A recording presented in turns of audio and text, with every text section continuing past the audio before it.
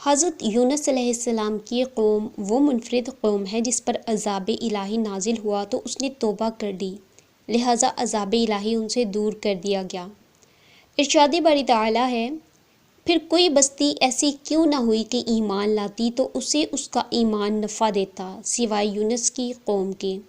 جب وہ ایمان لائی تو ہم نے دنیا کی زندگی میں ان سے ذلت کا عذاب دور کر دیا اور ایک مدت تک فوائد دنیاوی سے ان کو بہرہ مند رکھا۔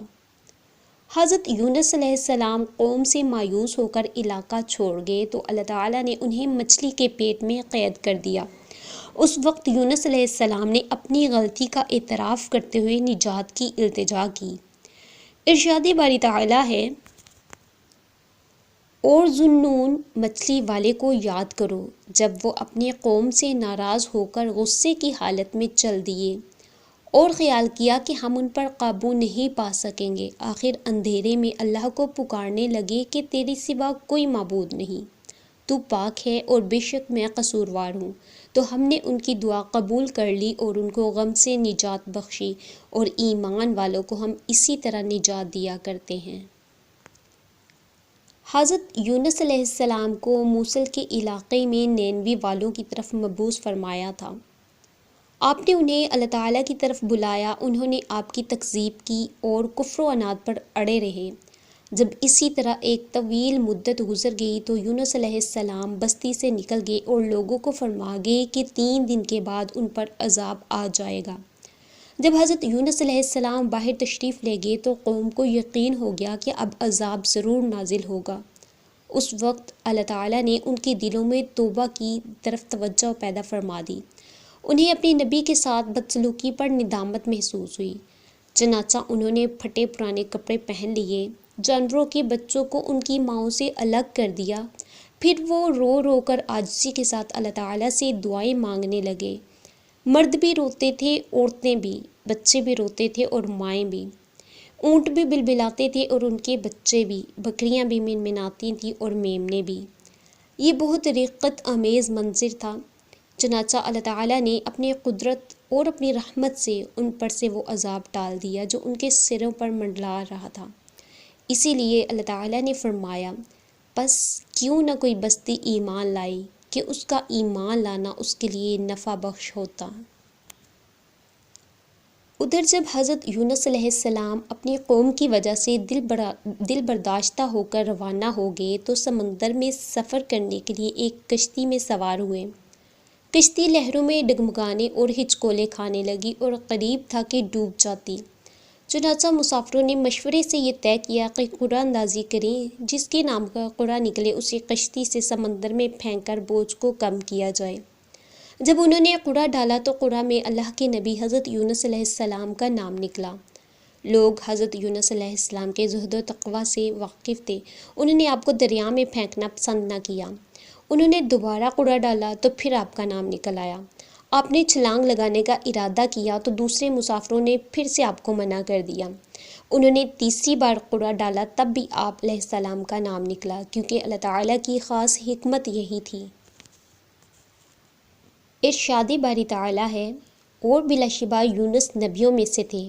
جب وہ بھاگ کر بڑی کشتی میں پہنچے اور پھر قرعہ اندازی ہوئی تو یہ مغلوب ہو گئے، سو انہیں مچھلی نے نگل لیا اور وہ خود اپنے آپ کو ملامت کرنے لگ گئے۔ جب قرعہ میں آپ کا نام نکلا تو آپ کو سمندر میں پھینک دیا گیا۔ اللہ تعالیٰ نے بحیرہ روم کی ایک بڑی مچھلی بھیج دی، وہ آپ کو نگل گئی۔ اللہ تعالیٰ نے اسے حکم دیا کہ وہ آپ کا گوشت نہ کھائے اور ہڈی نہ توڑے، کیونکہ آپ علیہ السلام اس مچھلی کا رزق نہیں تھے۔ اس نے آپ کو لے کر تمام سمندروں کا چکر لگایا۔ بعض علماء نے یہ بھی بیان فرمایا ہے کہ اس مچھلی کو اس سے بڑی مچھلی نے نگل لیا تھا۔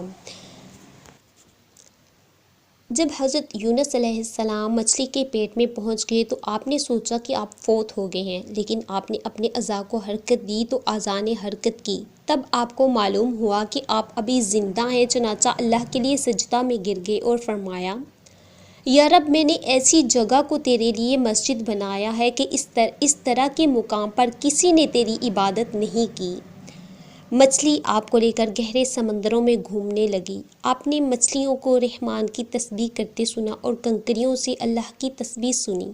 اس مقام پر آپ نے زبان حال اور زبان مقال سے فرمایا، جیسے اللہ تعالیٰ نے بیان فرمایا ہے، جو پوشیدہ چیزوں سے باخبر اور مصائب سے نجات دینے والا ہے، وہ ہلکی سی ہلکی آواز سنتا ہے اور بڑی سی بڑی دعا قبول کرتا ہے۔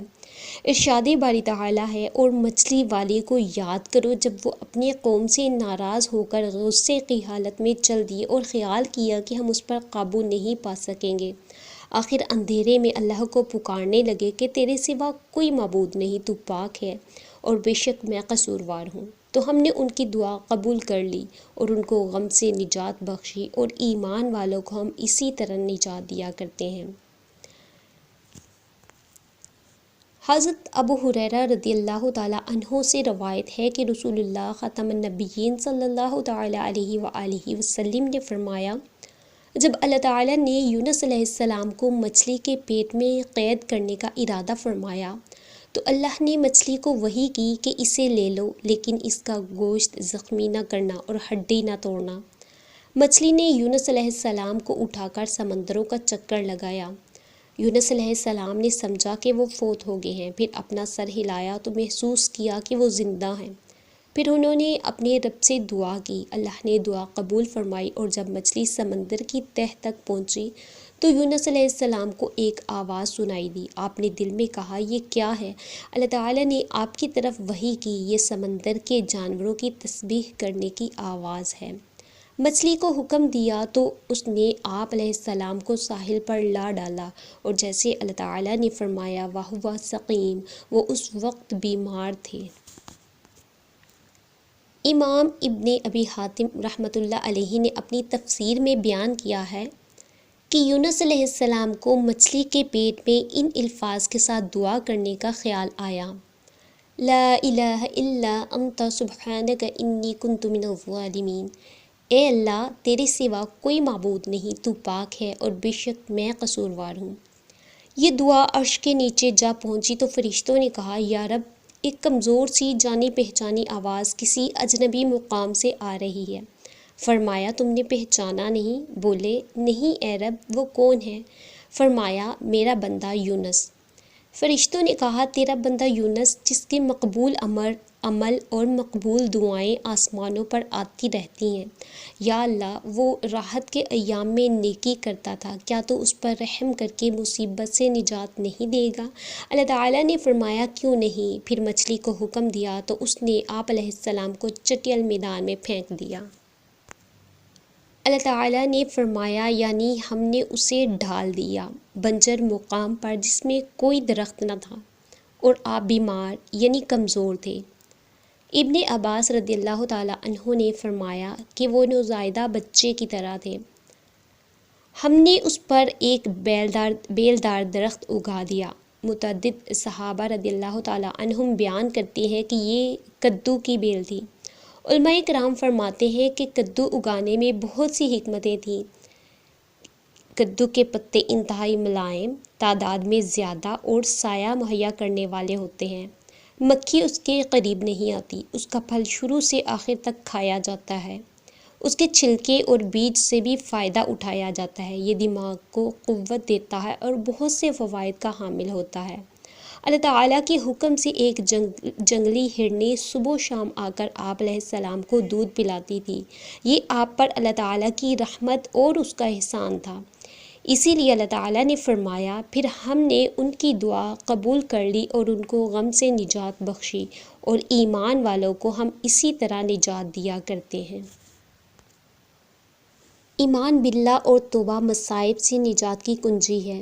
حضرت یونس علیہ السلام کے واقعے سے ہمیں یہ درس ملتا ہے کہ اللہ تعالیٰ پر ایمان لانا اور اس سے اپنے گناہوں کی توبہ و بخشش طلب کرنا ہر قسم کے مصائب سے نجات کی کنجی ہے۔ لہٰذا ہر تکلیف، دکھ، پریشانی اور مصیبت میں غوث اعظم رب العالمین ہی کو پکارنا اور اسی سے التجا و گریزاری کرنی چاہیے۔ حضرت یونس علیہ السلام اہل عراق کے ایمان سے مایوس ہو کر انہیں عذاب الہی کی دھمکی دے کر علاقے سے نکلے تو اللہ تعالیٰ کی اجازت نہ ہونے کی وجہ سے مشکل کا شکار ہو گئے۔ اللہ تعالیٰ نے آپ کو بلا اجازت علاقۂ دعوت چھوڑنے پر مچھلی کے پیٹ میں قید کر دیا۔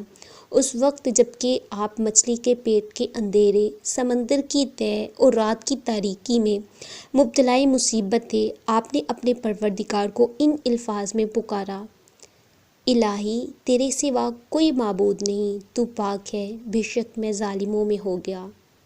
ادھر آپ نے اپنی غلطی کا اعتراف کر کے اپنے رب کو مدد کے لیے پکارا، ادھر اللہ تعالیٰ نے اپنے بندے کی گریہ زاری کو قبول فرما کر نجات کا بندوبست فرما دیا۔